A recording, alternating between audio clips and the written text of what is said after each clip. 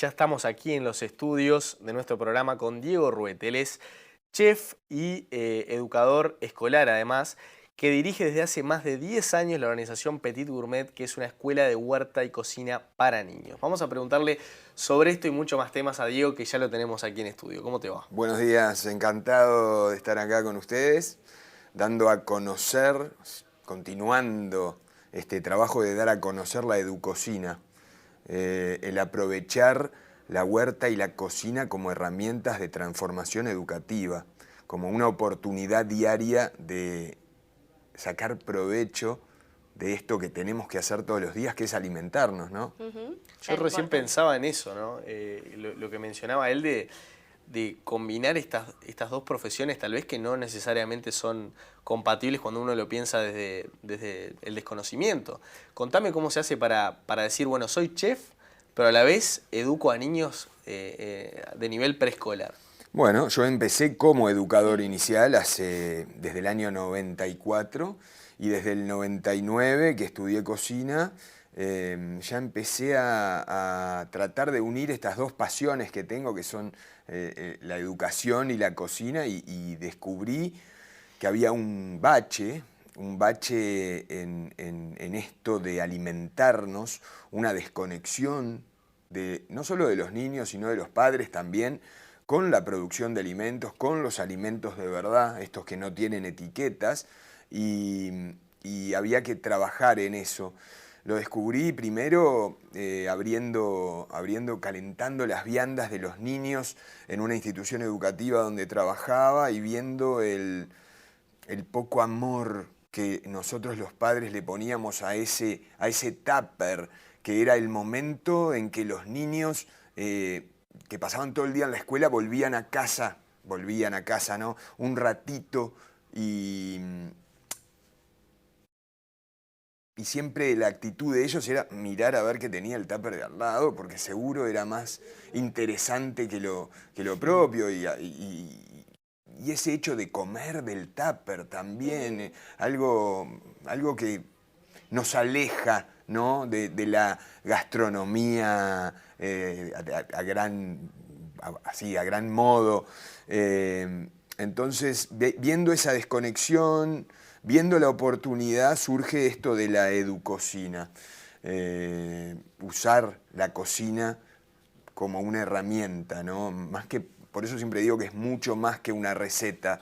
Es el hecho de hacer con nuestras manos, de reconocer y de aplicar los conocimientos que en la escuela a veces se ponen un poco abstractos, como la biología, la química, la matemática, la historia, la geografía. Hay mucho relacionado con la alimentación que estamos subvaluando y que nosotros con esta propuesta intentamos capitalizar no solo el desarrollo motriz, sino también el desarrollo de habilidades y competencias, como ahora está tan de moda y tan requerido para las instituciones educativas. Pero vos pondrías, por ejemplo, este tema de la cocina como una asignatura más, porque cuando vemos, por ejemplo, a los chiquilines, muchas veces de chicos que les regalan como una especie de cocinita, digo, ficticia, por supuesto, y juegan, quizás no pase de ser una aventura, un conocimiento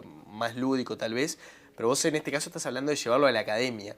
¿De qué manera se traduciría eso? ¿Con una asignatura puntualmente, una materia, una temática? Sí, personalmente yo no lo veo como un fin en sí mismo, cocinar que sea un fin en sí mismo, sino una oportunidad para aplicar todo lo que en la escuela nos están tratando de enseñar. Entonces, tenemos que alimentarnos.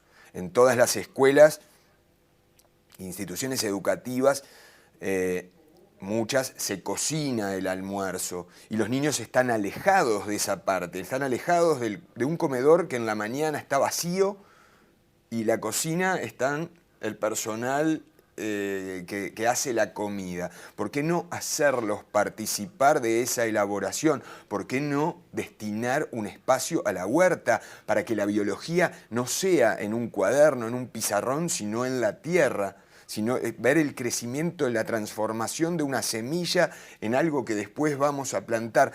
Cuando vamos a las escuelas, a las instituciones educativas, porque trabajamos tanto en el ámbito público como privado, y ante la propuesta de realizar una huerta, lo ven como un trabajo que los docentes, ¿no? Y la dirección lo ven como, ¿y quién se va a hacer cargo y quién va a cuidar la huerta? No ven la oportunidad de aplicar la currícula escolar a través de una actividad concreta. Muchos no lo ven, otros sí lo ven, pero necesitan apoyo, necesitan conocimiento. Esto es algo que comento siempre. Nosotros, yo, probablemente ustedes, no tuvieron educación alimentaria en la escuela ni en el liceo, y eso es algo que nos va desconectando de la alimentación como una oportunidad, no solo educativa, sino de salud. Educar a los niños en este tipo de procesos creo que nos hace más críticos y nos hace también más saludables, porque un niño que sabe lo que es un alimento de verdad va a ser un adulto responsable y un padre responsable con sus hijos. Creo que no solo como docente, sino como padre, tengo la responsabilidad de ubicar a mis hijos en un contexto donde la naturaleza es quien nos provee de los alimentos. Y hay otro factor importante, que es que nosotros, los urbanos, estamos muy desconectados del trabajo del campo y que no tenemos mucha conciencia del origen de los alimentos y del trabajo que lleva la producción de alimentos, los pormenores que tiene la producción de alimentos. Cuando llegamos a instituciones educativas y preguntamos las partes de la planta, por ejemplo, está la parte de arriba y la parte de abajo muchas veces, cómo crece o identificar un puerro, un apio, incluso una espinaca, es verde, es lechuga. Diego, dijiste muchas cosas. Muchas en este cosas, ratito. soy muy verborrágico, muy apasionado de esto. Sí, pero sos muy claro, diste muchos conceptos que son muy interesantes en este ratito tan cortito. Y entrando un poquito, volviendo al tema de los docentes, ¿verdad? Yo quiero preguntarte muchas cosas de los nenes, porque me encanta el diálogo que se da en tus clases. He podido estar en varias de ellas y la verdad, tanto en distintos contextos, ¿no? Con niños con discapacidad, también en otros contextos muy lúdicos, recreativos, y entonces ver tu trabajo es muy interesante. Pero yendo al tema docente, que era lo que te planteaba también un poco Diego, esto de ¿ves viable o ves que se está haciendo en algún lugar y se pueda replicar o vos tenés esa posibilidad de trabajar con el equipo docente, pero de una forma curricular, ¿verdad? Para incorporar esta forma distinta? Hoy se está hablando de distintas formas de aplicar conocimiento. ¿Cómo se podría hacer? ¿Tenés una propuesta? ¿Sabés qué se está haciendo? ¿Cómo podríamos hacer? Porque si no, vos no te puedes repartir en todas las escuelas del país. Entonces, ¿cómo hacemos para multiplicar ese poder educativo, además de saludable para el cuerpo y para la mente? Porque hoy está demostrado que la salud intestinal afecta al cerebro más de lo que el cerebro afecta al intestino, por ejemplo, ¿no? Qué importante en el crecimiento. Tenemos dos desafíos. El primero es dar a conocer nuestra propuesta, dar a conocer el valor que tiene, el poder de impacto que tiene. La educación y el impacto son a largo plazo, y esa necesaria inmediatez tanto de instituciones, empresas, no ven en la educación muchas veces una oportunidad de visibilizar su apoyo. Ese es uno de nuestros desafíos. El otro es la formación de educocineros. Es la forma que tenemos de replicar este trabajo y de impactar a muchos más niños en todo el país. El año pasado hicimos una formación que participaron cerca de 30 personas interesadas en recibir los conocimientos para aplicarlos, y había gente de todo el país, por suerte, porque era en forma presencial y virtual, y participaron muchas personas que están interesadas en esto. Nos encantaría que fuera una política pública. Para eso tenemos que seguir visibilizando el potencial y todo lo que se puede capitalizar a través de esto, pero sabemos que sin una masificación de esta tarea, la educocina va a quedar muy limitada a la capacidad que tenemos nosotros de ponerla en práctica, tanto en Montevideo y en el resto del país, en lo público y en lo privado. Para lo público tenemos este otro gran desafío, que es encontrar aliados que nos ayuden a llegar a escuelas de todo el país. El año pasado, con el apoyo de un par de empresas y a través de los fondos de incentivo cultural, logramos hacer 60 escuelas en 14 departamentos, y creo que en el recorrido desde que empezamos a hacer esto por las escuelas públicas en el año 2012, habremos hecho 250 o 300 escuelas y habremos llegado a más de 20.000 niños en un poquito más de 10 años. Lo lindo de esto es que 10 años después nos hablan de la inolvidable tortilla voladora, o niños que hoy ya tienen 20 años, ¿no?, que se acuerdan y que los padres nos escriben para decirnos, porque fue significativo. Porque Ahora, hay algo que hacemos nosotros que no es cocinar con ellos cuando los visitamos. Es divertido, es armónico. Estabilizamos las emociones para que el efecto de nuestro trabajo perdure y llegue. Entonces, por eso siempre lo repetimos, es mucho más que una receta. Sí, pero también hay una cuestión ahí en esto de que perdure y llegue, que han cambiado las generaciones, ¿no? Vos mencionabas recién que arrancaste allá por el 94, mencionabas el ejemplo de la tortilla voladora. Te pregunto, por un lado, cómo llegarle hoy a los niños, y por otro lado, si hemos evolucionado o involucionado como sociedad en cuanto a la educación alimentaria. Porque uno charlando con psicólogos, con sociólogos, con educadores, o a veces palpando casos de chiquilines pequeños, lo que ves que por un lado sigue estando la tentación y cada vez más, la comida rápida, esas cadenas que a los niños les entran por los ojos y es lo primero que le piden de capricho al padre. Pero por otro lado también ve que en temas ambientales o que en otro tipo de cuestiones los chiquilines tienen mucha más conciencia de lo que era tal vez mi generación. ¿Crees que en el sentido alimentario hemos evolucionado como sociedad o hace falta muchísima más educación en ese punto? Bueno, hace falta, está clarísimo que hace falta, está clarísimo que hay que incorporar la educación alimentaria. No hablo de la educocina, hablo de la educación alimentaria, de la nutrición y de trabajar todo eso con las instituciones educativas. Los niños están encantados siempre de ser desafiados y ponerles un cuchillo y una tabla delante es algo que los va a desequilibrar. ¿Me vas a dar un cuchillo? Voy a cortar yo con un cuchillo. Vamos a cortar los 25, los 30 con un cuchillo, todos al mismo tiempo.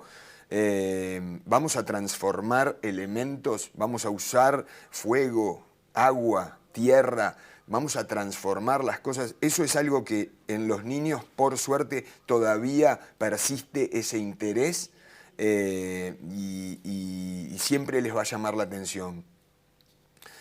Creo que está en nosotros adultos intentar seguir fomentando eso.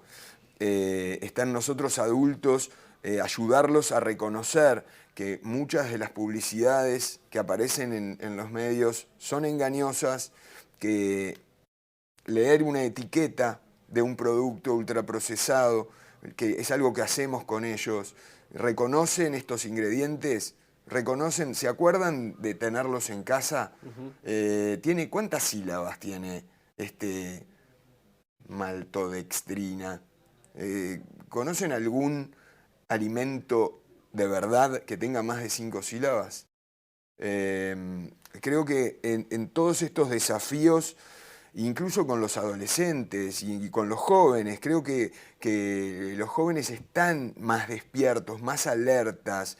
Mucha moda también de tipos de dieta que a veces los marea un poco.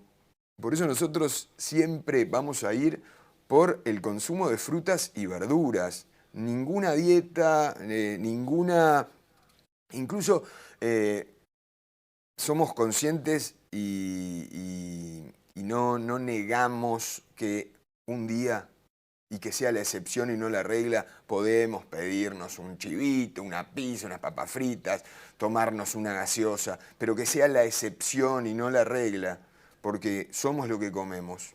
Bien. Recién pensaba en esto que nos hablaba recién Diego, que estaba comentando de comer del tupper, ¿no? Esto a mí me impresionó un montón, porque es verdad, esto de llegar a la hora, ¿no?, del almuerzo, como te pasa también en la merienda, a mí me hiciste volar rápidamente a mi época en donde no había esa idea de comer del tupper. Y mi abuela, me acuerdo que era la que más nos preparaba la merienda, había amor, es más, una vez, y no me lo olvido nunca más, Diego, se me cayó algo que me había mandado mi abuela, me empujaron y se me cayó, y yo me puse a llorar, porque no porque lo que se me había caído, que era una cosita, era porque me lo había mandado mi abuela y tenía mucho valor para mí, ¿no? Me hiciste volar a ese minuto. Entonces, yo me pregunto si esto que vos decías el día de que nos comemos algo como un refresco cola o nos comemos algo fuera de lo sano, ese día es le podemos cambiar la idea de que no es un premio ese día, sino que justamente es todo lo contrario. Ese día no voy a hacer algo tan bueno por mí. Es difícil cambiar eso, ¿no? Es como un cambio de paradigma muy difícil. Es complicado. Estamos invadidos por la publicidad de ultraprocesados. Y vuelvo, perdóname, pero vuelvo a comer del tupper, ¿no? Es el dicho, estás comiendo el tupper, sos un gil. Sí, y no es solo comer del tupper, es el tiempo que le destinamos a alimentarnos. 15 minutos. 15 minutos. Nada. Y estoy hablando de instituciones educativas, donde tienen que comer. Es un trámite. Es un trámite a cumplir. Ya hicimos esto. No capitalizamos esa oportunidad para estar conscientes del momento que estamos viviendo, de lo que vamos a hacer, de que alimentarnos es incorporar lo que nos va a dar la energía para continuar el día, para formarnos. ¿Cómo podríamos cambiar esto desde casa, Diego? Porque cambiar el sistema educativo, bueno, hoy se están haciendo cambios, veremos qué se puede hacer en este sentido, pero desde casa, esto que vos estás diciendo, ¿cómo podríamos ayudar para contribuir en nuestros chicos a ese cambio de forma de verlo? Bueno, primero en dejar de pensar que alimentarnos es un trámite que tenemos que cumplir y verlo como una oportunidad, no solo para comunicarnos en familia, sino para generar identidad, generar recuerdos. ¿Te emocionabas con la comida de tu abuela? Sí. Eso. Bueno, está bien, pero puede ser que una madre del otro lado nos diga, no, mirá, yo prefiero que mi hijo no se arriesgue a estar tocando el fuego o aprendiendo una hornalla. O ¿Qué que le decís, después la cocina me va a quedar toda sucia. Sí. O estamos trabajando. ¿Para qué tenemos hijos? Para sacar. Era obligatorio, tenemos que tener hijos para. ¿Con qué fin? También un trámite. ¿Es otro trámite que teníamos que cumplir? No, ellos están ahí porque los creamos nosotros con mucho amor y no terminamos. Es responsabilidad nuestra y tenemos que darle herramientas. Y esas herramientas que nosotros le vamos a dar a nuestros hijos son las que ellos le van a dar a los suyos. Y esa receta que vamos a hacer juntos es la que ellos van a cocinar con sus hijos. Entonces, hay otra cosa que siempre digo, que cocinar con tus hijos es un regalo para tus nietos. Porque estamos generando recuerdos, identidad, cultura. ¿Qué cultura estamos ¿Qué identidad le estamos dando a nuestros hijos comiendo de imanes en la heladera? ¿Qué momento le estamos dando a nuestros hijos? ¿Qué recuerdo les estamos dando? ¿Qué nutrientes? Y hablo de nutrientes orgánicos y nutrientes emocionales.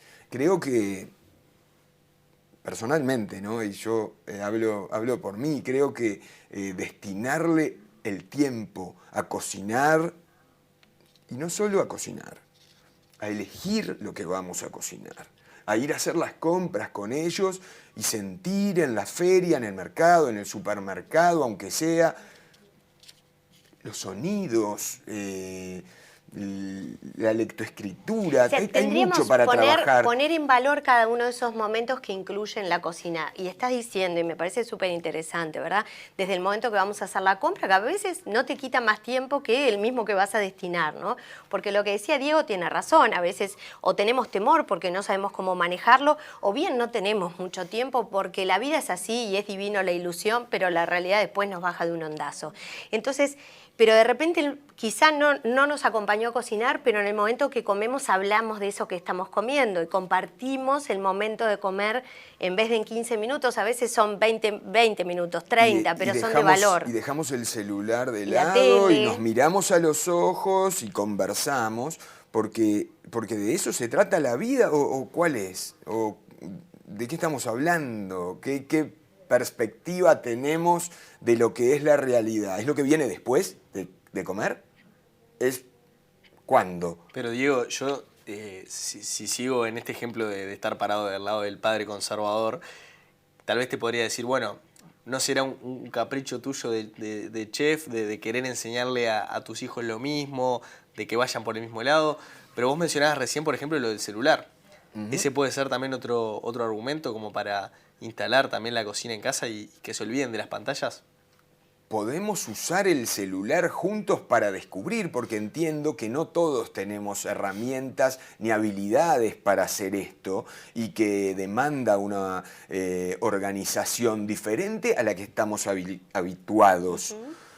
Pero hemos escrito un par de libros, uno sobre todo que es teoría, que se llama Educocina, la transformación educativa comienza en la cocina, que les puede dar una cantidad de herramientas, y el otro que se llama Hoy cocinamos nosotros, que les va a dar una cantidad de recetas y metodología para poner en práctica. Creo que la tecnología está muy bien, creo que lo que nos enseñan en la escuela está muy bien, pero creo firmemente que si seguimos subvaluando a la huerta y a la cocina como oportunidades de reconectarnos con los procesos biológicos, somos seres en la naturaleza, vivimos en la naturaleza, nos alimentamos de la naturaleza. Creo que si seguimos subvaluándolos nos vamos a desconectar aún más. Les cuento otra anécdota. En el 2013, 14, por ahí me invitaron a una cumbre educativa. Eran 5.000 o 2.000, no me acuerdo, es un montón igual, educadores de todo el mundo en Qatar. Éramos no más de 10 los que hacíamos cosas con las manos, sin necesidad de apretar botones o utilizar dispositivos electrónicos. Creo que es bueno aprender idiomas, aprender computación, programación, pero si estamos desconectados de la producción de alimentos y de lo que tenemos que ingerir para desarrollarnos saludablemente, estamos dejando un bache bastante interesante. Bien. Te pregunto, ¿qué es lo que más les gusta hacer a los nenes cuando vos estás con ellos? Llevas muchos niños ya, o sea que tendrás idea de lo que les copa. ¿Y qué es lo que menos les gusta? Y ahí tenés que buscar más recursos. Lo que les gusta es divertirse, como a todos nosotros, y pasarla bien. Y eso es algo que hacemos en nuestros talleres. Los desafíos, como te decía, cortar, manipular, donde haya peligro, siempre va a ser atractivo. Y la cocina es un lugar peligroso. Yo siempre les pregunto, cuando llego a una institución educativa, que no me conocen, porque una vez que me conocen ya lo saben, les pregunto qué es lo más peligroso cuando vamos a cocinar. Y empiezan a hablar del fuego, del cuchillo, del horno, de No la lavarte sartén. las manos. Es no lavarse las No manos. me digas que le emboqué. Claro, Qué bien. Rosario, lo más peligroso Bien ahí. cuando vamos a cocinar es no lavarnos las manos. Y eso es algo que no se van a olvidar. Tal Entonces, cual. estamos generando un hábito saludable, que es otro de los hábitos, otra de las cosas que se trabaja con la educocina, ¿no? Generar hábitos saludables. Diego, para ir redondeando, quería preguntarte, bueno, por tus proyectos, los planes que tenés para este año, contanos por dónde viene la mano, cuáles son tus ideas. Bueno, a corto plazo estamos intentando llegar a la mayor cantidad de escuelas públicas en todo el país. El año pasado hicimos cerca de 60 o más, de 60 escuelas en 14 departamentos. Este año pretendemos al menos igualar y si podemos superar esa cantidad de escuelas. Es muy gratificante salir de Montevideo y visitar esas escuelas en el medio rural que no tienen las posibilidades que los niños urbanos tienen. Y a largo plazo estoy proyectando la escuela en la naturaleza, un lugar rural donde ya instalados vamos a seguir utilizando por supuesto que la huerta y la cocina como herramientas, pero además la educación ambiental, el reconocimiento de flora y fauna, el hecho de hacer gastronomía sustentable y que los niños urbanos tengan la posibilidad de vivir la experiencia escolar en un medio rural. Escuela natural, dijiste. Escuela de la naturaleza. La naturaleza. No es un espacio para que los niños vayan todos los días, sino para que nos puedan visitar instituciones educativas urbanas. Vivir la experiencia. Que vivan la experiencia, que sepan que esto se puede hacer así